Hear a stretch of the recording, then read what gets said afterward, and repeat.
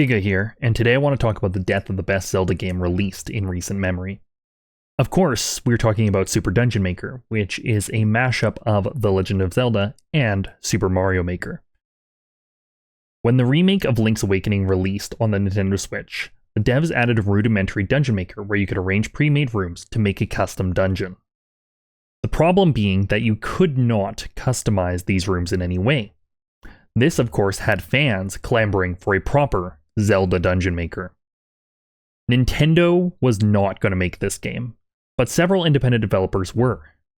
The first to market was the aforementioned Super Dungeon Maker. If you've already seen some of my other videos, you probably already know about it, but for those who haven't heard of it, Super Dungeon Maker launched on Steam and Nintendo Switch May 3rd, 2023. In the game, you play user-created dungeons in the style reminiscent of retro, top-down Zelda titles like A Link to the Past or Link's Awakening. Users can create a simple or complex dungeons and share them online for other players to play. The game features 9 dungeon themes, such as forest, fire, ice, dungeon, etc., 5 different dungeon items, including a hook shot, I'm looking at you, Breath of the Wild, and a rather robust trigger mechanism that allows you to make complex puzzles. So what happened to the game? Well, nobody bought it. On April 16th, 2024, the game's publisher posted an update to the game's Kickstarter page. Unfortunately, the game only sold 18,500 units, which only covered about 50% of the development cost. The publisher had allowed almost a full year for the developer to continue to add features to the game, hoping it could make back that investment, but sadly, it did not. So, what does that mean? The game won't be receiving any more content updates. They will continue to fix critical bugs and provide hotfixes, but there will not be any new features added to the game. This is incredibly sad because the game is so close to being what it needed to be. Let me explain.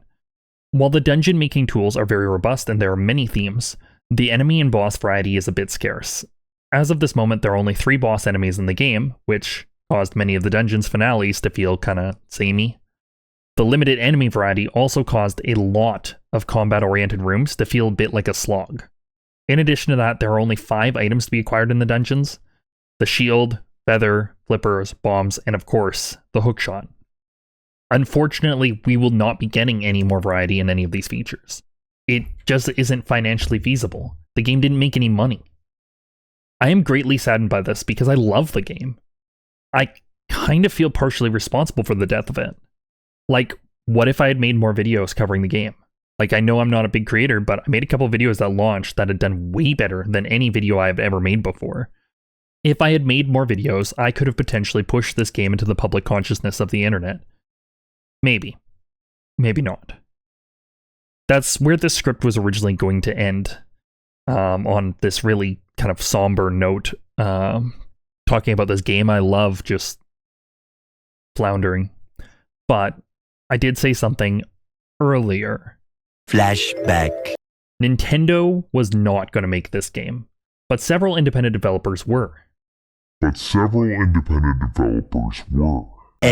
of Flashback. See, here's the thing.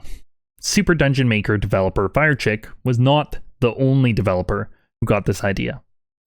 They were just the first to market.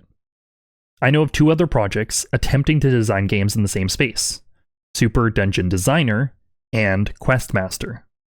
I personally believe Questmaster has a better chance of success, but both titles have a demo out now, so I strongly recommend you check them out.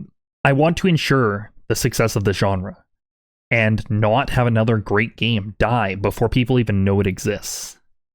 If you want to see some coverage on either of these 2 other games, let me know in the comments. And thanks for watching. This, of course, had flans. Flans?